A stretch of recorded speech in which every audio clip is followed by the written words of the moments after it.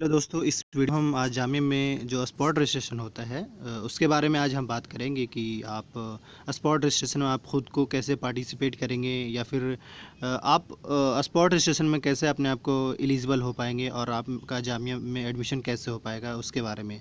अगर हम spot registration की बात करें तो आखिर जामिया को इसकी ज़रूरत क्यों पड़ती है उसके बारे में बात करेंगे और स्पॉट रजिस्ट्रेशन का मतलब क्या होता है और किन किन स्टूडेंट्स का यहाँ पे हो पाएगा वो भी हम इस वीडियो में बताने की बात करेंगे।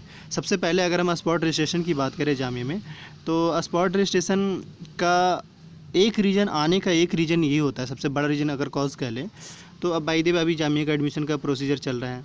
अब अभी जो चल रहा है इसमें अगर देखा जाए तो लगभग सारे कोर्सेज में हर दिन कुछ न कुछ तो रिजल्ट आ ही रहे हैं, नो डाउट। लेकिन स्पॉट रजिस्ट्रेशन तभी आ पाएंगे जब एटलीस्ट 3 लिस्ट तो मिनिमम आ जाएगा, मिनिमम 3 लिस्ट आ जाएगा, उसके बाद स्पॉट का अपडेट आ सकता है।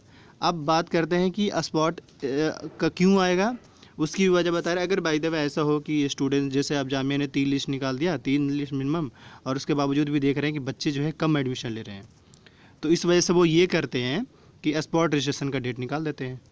अब स्पॉट रजिस्ट्रेशन का डेट निकलेगा। अच्छा, अब ये है कि स्पॉट रजिस्ट्रेशन का डेट तो वो निकलेगा, लेकिन आप कैसे भरेंगे या फिर आपको कैसे पता चलेगा?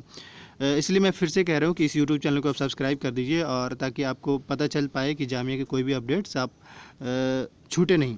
देखिए, अगर जामिया का जैसे ही आपका स्पॉट रजिस्ट्रेशन का डेट आएगा तो मैं आपको दिखा दे रहा हूँ।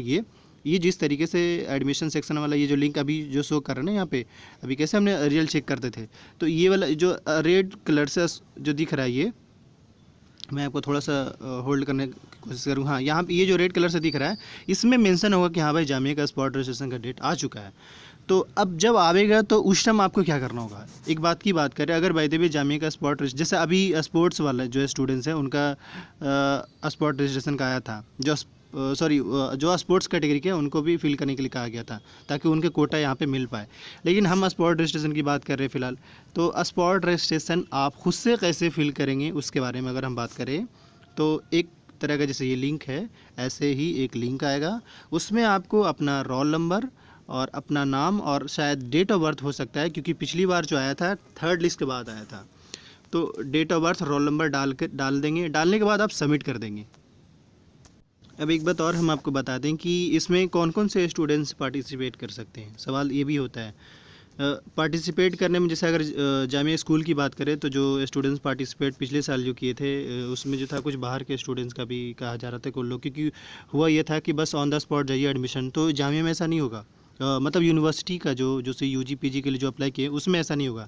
हमने स्कूल में यही देखा था, जामिया स्कूल में, कि जाइए एक फॉर्म मिलेगा, फॉर्म फिल करिए और उसके बाद एडमिशन के लिए लाइन लगा हुआ, एडमिशन के लाइन में लग जाएगी। ये जामिया स्कूल में ऐसा हुआ था।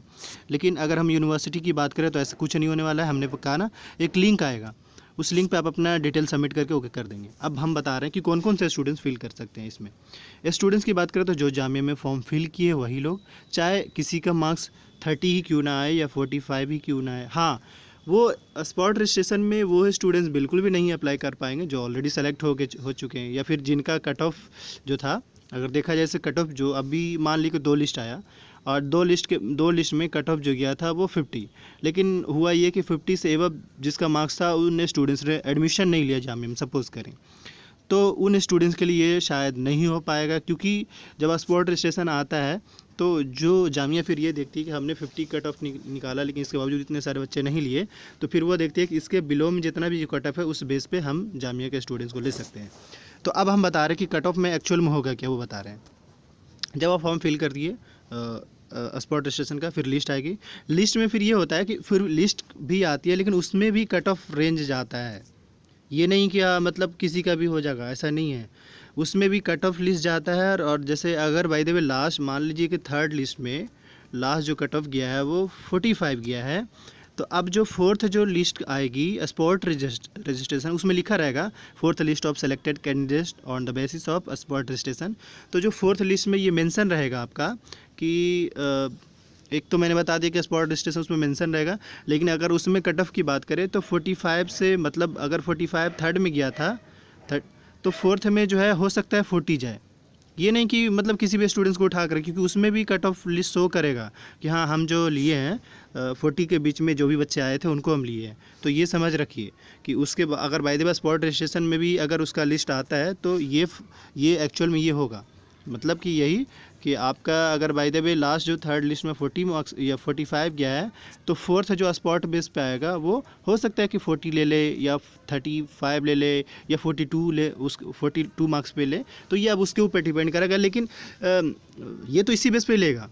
बट अब है कि इसमें देखना होगा हाँ इन बीच में कितने स्टूडेंट्स आ रहा है। जस्ट भी ये इसलिए किया जाता है ताकि जामिया अपना एडमिशन का जो प्रोसीजर है वो ना वो फास्टली वे में कंप्लीट कर सके।